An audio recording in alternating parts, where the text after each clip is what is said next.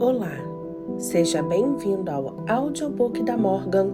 A leitura de hoje é o capítulo 42 do livro Leviatã. Mas antes de começarmos essa leitura, eu vou pedir para que você se inscreva no meu canal e ative o sininho das notificações. Capítulo 42 do poder eclesiástico. Para compreender o que é o poder eclesiástico e a quem pertence, é preciso fazer uma separação no tempo desde a ascensão de nosso Salvador, dividindo-o em duas partes. Uma antes da conversão dos reis e homens possuidores do poder civil, e a outra depois de sua conversão, pois demorou muito depois da ascensão antes que qualquer rei ou soberano civil abraçasse e publicamente autorizasse o ensino da religião cristã.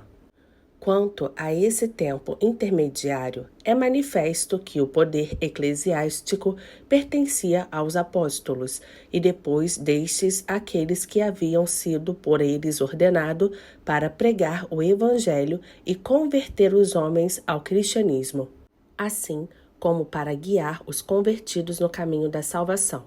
Depois destes, o poder foi, por sua vez, entregue ao que eles ordenaram, o que era feito mediante a imposição das mãos sobre os que eram ordenados, pelo que significava a transmissão do Espírito Santo ou Espírito de Deus àqueles a quem ordenavam ministros de Deus para ampliar seu reinado. Assim, a imposição das mãos não era outra coisa senão o selo de sua missão de pregar a Cristo e ensinar sua doutrina. E a transmissão do Espírito Santo através dessa cerimônia da imposição das mãos era uma imitação do que havia feito Moisés. Porque Moisés usou a mesma cerimônia com o seu ministro Josué, conforme lemos no Deuteronômio 34:9. E Josué, filho de Nun, estava cheio do espírito da sabedoria, porque Moisés havia posto suas mãos sobre ele. Portanto, nosso Salvador, entre a ressurreição e a ascensão, deu seu espírito aos apóstolos, primeiro soprando sobre eles e dizendo em João 20:22, recebei o Espírito Santo, e depois da ascensão em Atos 2:2, enviando sobre eles um poderoso vento e afiadas línguas de fogo, e não pela imposição das mãos, tal como Deus não pôs as mãos sobre Moisés. E seus apóstolos transmitiram depois o mesmo Espírito pela imposição das mãos, como Moisés fez com Josué. Fica por aqui manifesto com quem permaneceu continuamente o poder eclesiástico naqueles primeiros tempos em que não havia qualquer Estado cristão, com os que receberam esse poder dos apóstolos pela sucessiva imposição das mãos.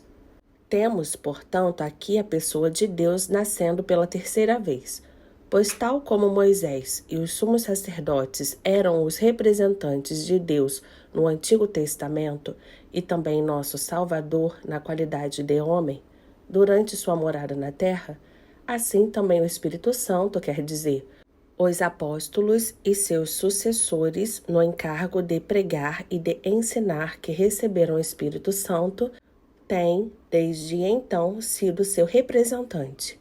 Mas uma pessoa é aquela que é representada tantas vezes quantas forem representado. Portanto, Deus, que foi representado 3 vezes, pode propriamente ser considerado como sendo 3 pessoas.